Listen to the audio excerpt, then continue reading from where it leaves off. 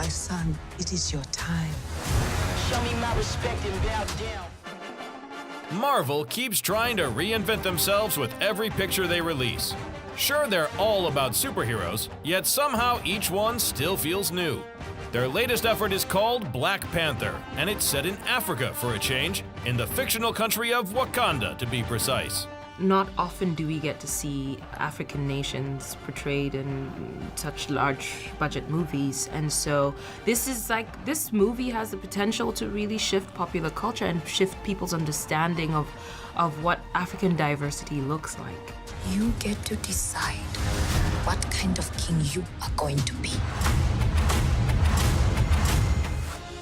The world of Wakanda looks absolutely stunning, and although quite a few green screens were used, a lot of the sets are practical. The designers put so much thought into every aspect of it. The production design, the wardrobe, costumes, and the special effects, all of that stuff.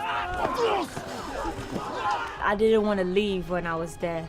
Like, I kept looking at things, but I had to familiarize myself with the set because that's where her home is. Every single creative person who was hired, they were all so invested in doing the research to pull from real African culture and aesthetic and bring it into this film was key.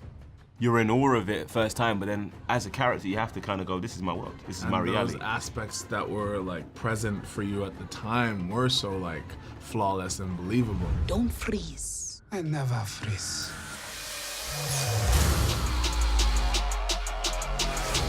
The revolution will not be televised.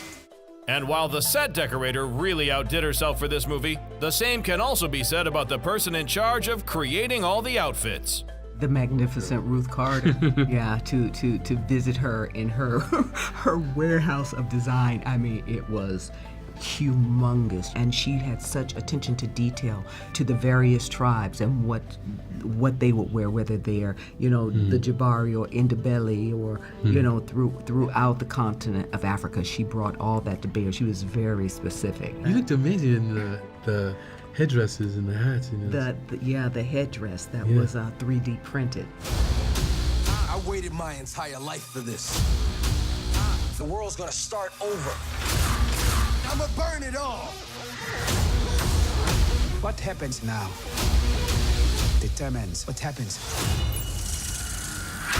to the rest of the world. A good superhero movie, of course, isn't complete without a decent villain. The honor of portraying the baddie fell to Michael B. Jordan, but becoming a Marvel menace is easier said than done.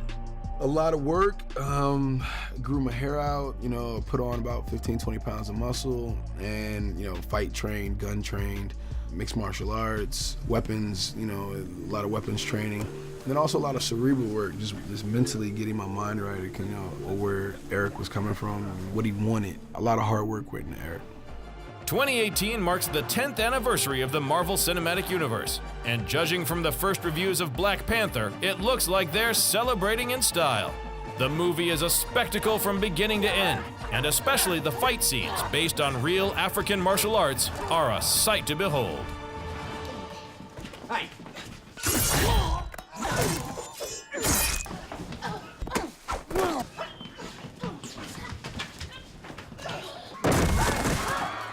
Like what you see? Subscribe to our channel for more exclusive clips.